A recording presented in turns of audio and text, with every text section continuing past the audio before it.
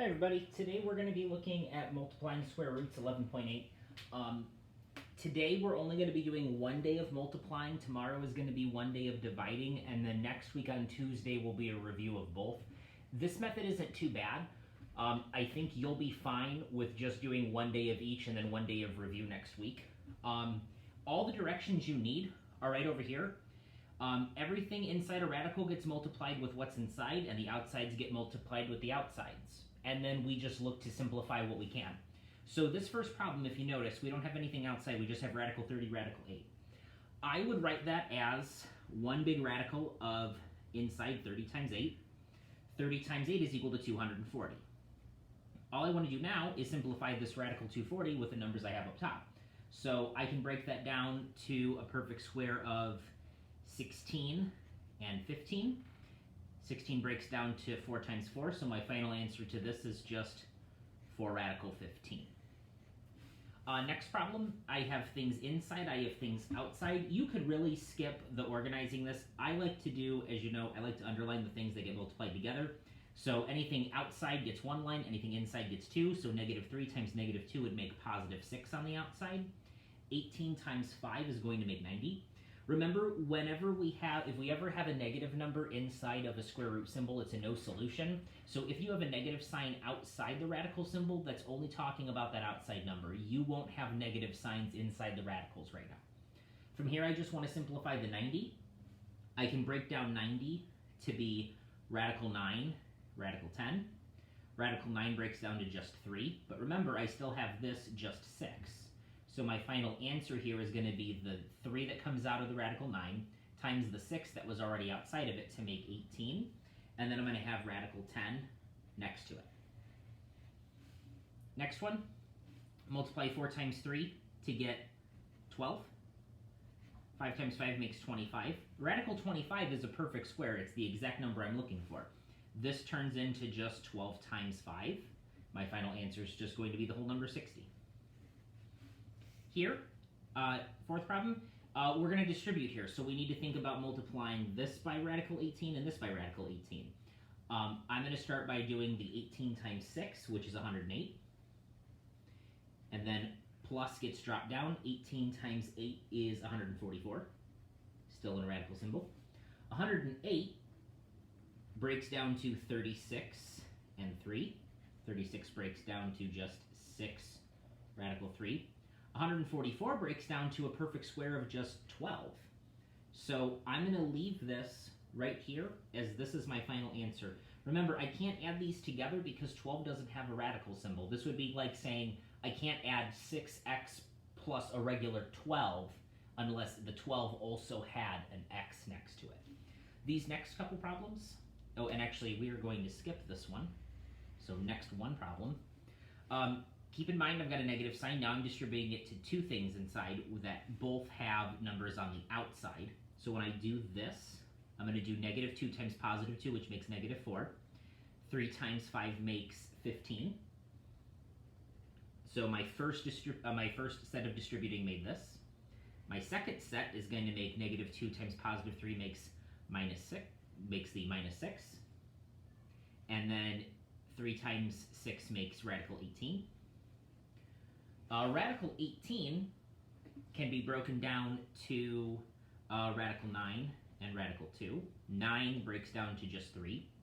I can't do anything with this 4 radical 15. 15 doesn't break down farther, so it's just going to be part of my final answer. So I'm going to write, I'm just going to write it over here. Negative 4 radical 15. Negative 6 times the 3 that comes out would make minus 18. And then this radical 2 is just going to sit next to it. There's my final answer. This bottom section, and I'm going to just adjust and make sure that the camera is focusing on the correct problems. Perfect. These are just doing the FOIL method. Remember, that's first, outer, inner, last. So to start with, we're going to do 4 times 2, which is just 8. They're the first things in the parentheses. On the outsides, I've got 4 times radical 5, so that's going to make plus 4 radical 5.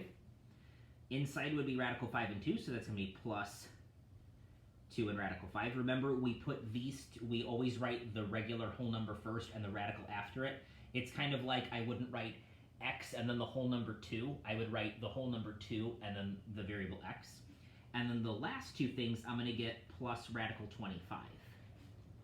From here, I just want to go through and simplify things as I can. 8's not going to change at all. I can add these two together because they're both radical 5, so 4 plus 2 makes 6 radical 5, even though I can't break radical 5 down. And radical 25 just makes 5, so I can put plus 5 here. I can't combine these two because this isn't radical 5, it's whole number 5. What I can do, though, is this is a regular whole number and this is a regular whole number. They add up to make 13, and then I'll have that plus 6 radical 5. The hardest part here is really just remembering the order of FOIL. After that, it's just combining very small things they have in common.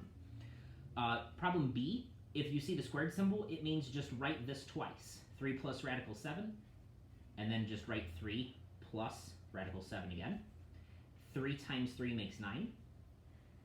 The outsides are going to make plus 3 radical 7. The insides are going to make plus 3 radical 7. And then the outsides are going to make radical 49, and everything's positive, so that's all pluses.